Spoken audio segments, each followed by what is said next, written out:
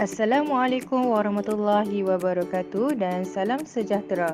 Khusus KPF 4013 Falsafah dan Perkembangan Pendidikan Malaysia. Kumpulan 3 akan membentangkan tajuk Penterjemahan dan Pentafsiran Kurikulum Kebangsaan. Pensyarah Profesor Madya Dr. Muhammad Nazir bin Mat Zabit. Seterusnya saya akan memperkenalkan ahli kumpulan saya iaitu Muhammad Afif bin Azmi, Siti Aisyah binti Zulfikri, Nur Fahana binti Hariri, Anis Sufina binti Saifuddin, Nur Ifat Izzati binti Asri dan Anis Ilyas Syahira binti Muhammad Nazam. Saya Siti Aisyah binti Zulfikri, nombor matrik L2022014525. Okey, kita mulakan dengan analisis hubung kait falsafah pendidikan kebangsaan, kurikulum kebangsaan dan pengajaran dan pembelajaran. Saya terangkan maksud terlebih dahulu. Okey, untuk falsafah pendidikan kebangsaan iaitu ringkasannya FPK, falsafah pendidikan kebangsaan adalah merupakan satu dasar pendidikan yang dijalankan di Malaysia. Dan setiap proses atau kegiatan pendidikan itu dilaksanakan untuk mencapai matlamat utama iaitu melahirkan modal insan yang seimbang dari segi rohani, jasmani, emosi, intelektual dan sosial. Seterusnya, kurikulum kebangsaan bermaksud suatu rancangan pendidikan di sekolah ataupun institusi pendidikan yang ditetapkan oleh Kementerian Pelajaran untuk mencapai matlamat pendidikan. Kurikulum ini juga meliputi segala jenis ilmu pengetahuan, kemahiran, nilai unsur, kebudayaan dan kepercayaan untuk kepentingan bersama. Seterusnya, pengajaran dan pembelajaran. Pengajaran merupakan aktiviti yang berkaitan dengan penyebaran ilmu yang meliputi dari segi aspek perancangan, pengelolaan, penyampaian, bimbingan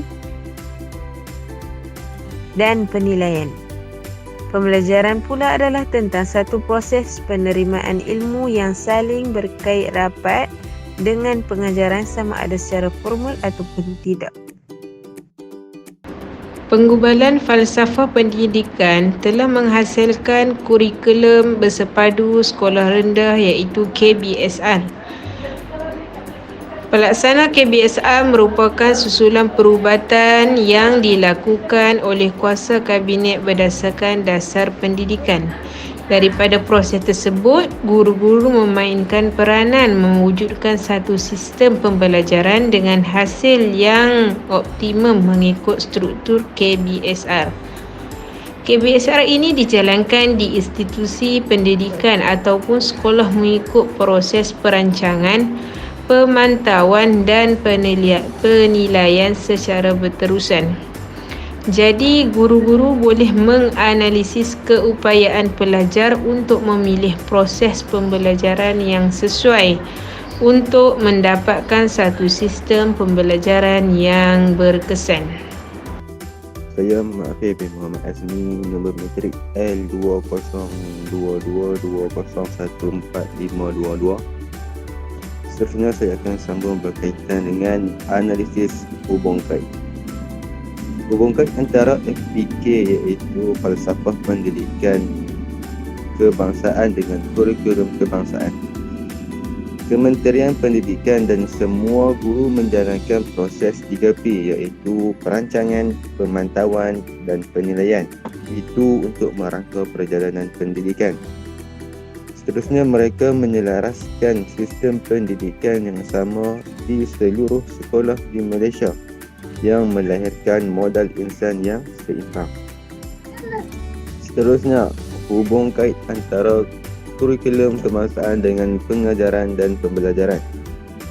Pelaksanaan aktiviti pengajaran dan pembelajaran berdasarkan kurikulum kebangsaan yang mampu menghasilkan satu sistem pelajaran yang seimbang dari segi rohani, jasmani, emosi, intelek dan sosial.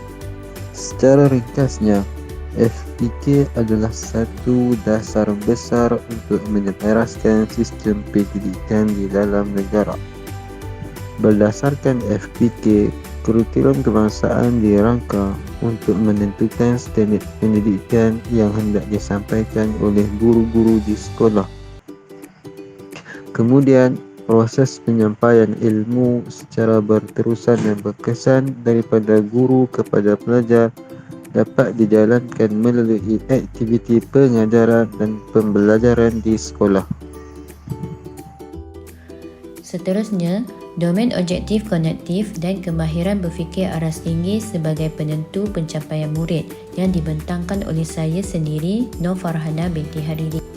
Domain objektif kognitif dalam penetapan matlamat dan objektif kurikulum dapat meningkatkan pencapaian murid dalam pengajaran dan pembelajaran. Domain objektif kognitif ini dibahagikan kepada 6 kategori aras yang bermula daripada tingkat yang paling rendah kepada tingkat yang lebih tinggi. Setiap aras mempunyai kesukarannya yang tersendiri, iaitu individu perlu menguasai aras yang pertama sebelum dapat menguasai aras yang seterusnya. Dalam domain objektif kognitif ini terdapat 2 komponen yang menentukan setiap aras. Aras yang pertama adalah aras rendah. Aras rendah terbahagi pada 2 komponen, iaitu pengetahuan dan kefahaman. Dari segi pengetahuan ialah mengingati atau mengenali sesuatu fakta.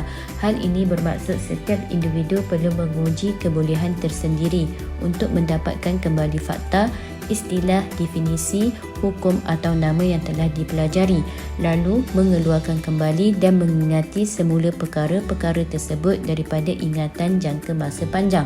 Dari segi kefahaman pula, individu akan diuji dalam menterjemah, memahami, membina makna dan menginterpretasi maklumat lisan, tulisan dan grafik yang telah dipelajari. Sebagai contoh, murid dapat menghuraikan, menjelaskan dan menerangkan balik sesuatu menerusi interpretasi maklumat yang telah dilakukan. Aras yang kedua adalah aras sederhana. Aras sederhana terbahagi kepada 2 komponen, iaitu aplikasi dan analisis. Dari segi aplikasi, individu dapat mengaplikasi balik konsep, prinsip, prosedur yang dipelajari untuk melakukan, melaksanakan atau menyelesaikan sesuatu. Sebagai contoh, mendemonstrasikan, menunjukkan serta menerangkan cara menggunakan sesuatu seperti mesin, alat solid dan sebagainya. Dari segi analisis pula, komponen ini membolehkan murid untuk membuat persaingan, perbandingan dan menghuraikan tentang faktor-faktor perbezaan, kesamaan dan rumusan menerusi struktur maklumat yang dikaji. Sebagai contoh, murid dapat memecahkan sesuatu perkara kepada unsur-unsur kecil dan menghuraikan unsur-unsur tersebut. Aras yang terakhir adalah aras tinggi. Aras tinggi terbahagi kepada 2 komponen, iaitu penilaian dan reka cipta. Menerusi komponen penilaian, murid dapat memberi cadangan, pendapat, bukti atau berhujah tentang sesuatu perkara berasaskan kriteria tertentu. Dari segi reka cipta pula, murid menggabungkan semua elemen-elemen seperti pengetahuan, kefahaman, aplikasi, analisis dan penilaian bagi membentuk idea keseluruhan yang koheren dan efektif serta menyusun atur elemen ini ke struktur baru menerusi penjanaan, perancangan dan penghasilan. Menurut bahagian pembangunan kurikulum 2013, kemahiran berfikir aras tinggi dierti sebagai keupayaan untuk mengaplikasi pengetahuan, kemahiran dan nilai dalam membuat penaklukan dan refleksi bagi menyelesaikan masalah, membuat keputusan, berinovasi dan berupaya untuk mencipta sesuatu. Kemahiran berfikir aras tinggi merupakan satu kepentingan dalam pencapaian murid di sekolah. Kebat dapat meningkatkan kemahiran intelek melalui menganalisis, menilai dan mencipta. Sebagai contoh, murid akan boleh melahirkan dan meluaskan idea yang baru. Menerusi Kebat pula, murid-murid dapat menggunakan akal fikiran untuk berfikir secara lebih kritis dan kreatif untuk menyelesaikan setiap permasalahan. Selain itu, Kebat ini membolehkan murid berupaya dalam menyelesaikan sesuatu masalah, membuat keputusan, berinovasi dan mencipta sesuatu. Sebagai contoh, penyelesaian masalah, penerokaan dan penyiasatan dapat menggalakkan murid untuk berfikir aras tinggi serta boleh membuat keputusan sendiri dalam pelbagai situasi. Selain itu, Kebat boleh membantu murid mengaplikasikan pemikiran secara kritikal, kreatif dan logikal. Sebagai contoh, murid memerhati dan memahami sesuatu maklumat sebelum menggabungkan kesemua idea untuk membentuk satu struktur melalui aplikasi. Apabila diberikan sesuatu permasalahan baru, murid-murid akan meneroka secara matematikal dan berfikir tentang situasi tersebut dan berkembang menjadi satu idea yang baru. Saya Anis Sofina binti Saifuddin akan menerangkan mengenai kepentingan merancang pengajaran sebagai penentu keberhasilan guru dan kemenjadian murid. Baik, kita lihat pula rancangan pengajaran, iaitu rancangan pengajaran ini ialah suatu plan atau rangka kerja yang disediakan lebih awal oleh para guru sebelum menjalankan sesi pengajaran dan pembelajaran, iaitu PDPR bagi tahun akademik semasa. Rancangan pengajaran yang disediakan oleh guru hendaklah berdasarkan dokumen yang diwartakan sebagai dokumen standard kurikulum dan pentaksiran, iaitu DSKP, yang dikeluarkan oleh Bahagian Pembangunan Kurikulum Kementerian Pelajaran Malaysia merujuk kepada Akta Pendidikan 1996. Seorang guru hendaklah mengajar mengikut sukatan pelajaran atau dokumen standard kurikulum dan pentaksiran yang diluluskan oleh Menteri Pendidikan Malaysia. Guru yang mengajar tanpa merujuk dan mengikut dokumen tersebut adalah telah melakukan kesalahan dan boleh disabitkan denda tidak melebihi RM5,000 atau dipenjara selama tempoh tidak melebihi 3 bulan atau kedua-duanya sekali. Rancangan pengajaran terbahagi kepada dua, iaitu RPT dan RPH. RPT merupakan rancangan pengajaran tahunan, iaitu garis panduan kepada guru untuk merancang tindakan yang perlu dilakukan semasa pengajaran dan pembelajaran mengikut minggu sepanjang tahun. Manakala RPH adalah rancangan pengajaran harian, iaitu dokumen rasmi yang disediakan oleh guru sebagai bukti pembelajaran telah dilaksanakan. Antara perkara yang perlu diperhatikan semasa membina RPT ialah peruntukan masa pengajaran dan pembelajaran bagi 1 minggu, bidang atau tajuk, standard kandungan, standard pembelajaran dan standard prestasi. Contoh RPH yang boleh dilihat di paparan slide iaitu mengandungi maklumat asas yang terdiri daripada hari, kelas, subjek, standard kandungan, standard pembelajaran, hasil pembelajaran, bahan bantu mengajar, elemen merentas kurikulum. Dan aktiviti pengajaran dan pembelajaran adalah berdasarkan model pengajaran dan pembelajaran yang dipilih iaitu model mastery constructivism. Kepentingan merancang pengajaran sebagai penentu keberhasilan guru dan kemenjadian murid iaitu yang pertama untuk memastikan objektif pengajaran dan pembelajaran tercapai. Hal ini dikatakan kerana RPH menjadi garis panduan semasa proses pengajaran dan pembelajaran dalam bilik darjah maupun luar darjah. Oleh itu, guru dapat mengajar dengan lebih teliti dan sistematik. Yang kedua, menjadi bimbingan kepada guru dalam aspek pengurusan masa yang diperuntukkan dengan lebih teratur. Dan yang ketiga, perancangan yang teliti dan menyeluruh dapat memberi kesan yang positif kepada pembelajaran murid. Saya Nur Ifa Izzati binti Asri. Saya akan menjelaskan tentang kepentingan dan pelaksanaan refleksi dalam pengajaran dan pembelajaran. Apa itu refleksi? Refleksi menurut Kamus Dewan ialah bayangan, gambar dalam cermin, fikiran dan lain-lain. Refleksi merupakan aktiviti mengkaji semula proses keberkesanan pengajaran yang telah dilakukan melalui renungan dengan tujuan mempertingkatkan kemahiran guru. Refleksi juga boleh dilihat sebagai menjadikan satu situasi bermasalah dalam amalan seseorang itu sebagai satu cara memperoleh pemahaman atau pengertian baru dalam amalannya. Terdapat 9 kepentingan refleksi dalam pembelajaran dan pengajaran. Yang pertama, menganalisis aktiviti pengajaran dan pembelajaran di sekolah. Yang kedua, membantu penilaian kendiri. Yang ketiga, membantu guru untuk sentiasa berada dalam keadaan yang bersedia. Yang keempat, mengenal pasti kekuatan kelemahan dalam pengajaran dan pembelajaran. Yang kelima, mencari alternatif dalam membuat keputusan.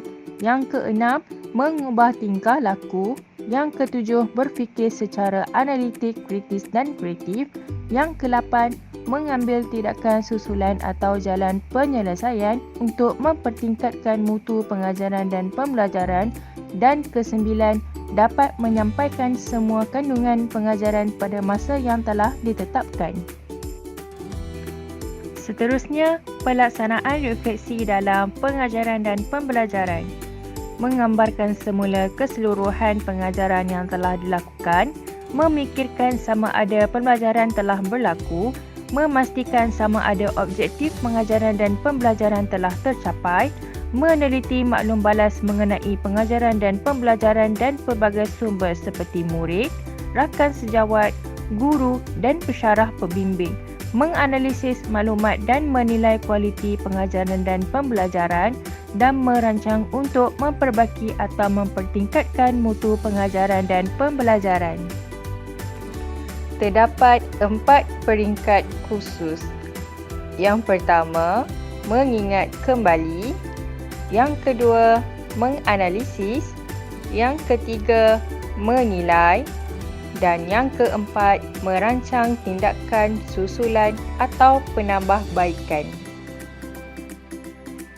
Seterusnya, berusaha memperbetulkan sebarang kesilapan dan perlakuan semasa merancang dan melaksanakan pengajaran boleh menghubungi kaitan apa yang dipelajari atau dialami dengan tugas dan kehidupan seharian, sentiasa mempelajari daripada apa yang dibuat agar memberi makna kepadanya dalam konteks peribadi, profesional masyarakat dan negara, sentiasa melihat sesuatu isu, situasi atau masalah dari pelbagai perspektif agar penyelesaian terbaik dapat dibuat dengan lebih sistematik dan sentiasa mempelajari dan memahami sesuatu yang baru hasil daripada pengalaman yang telah dilalui. Seterusnya ialah kesimpulan. Saya Anisila Syahira binti Muhammad Nazam dengan nombor matrik L20220144544.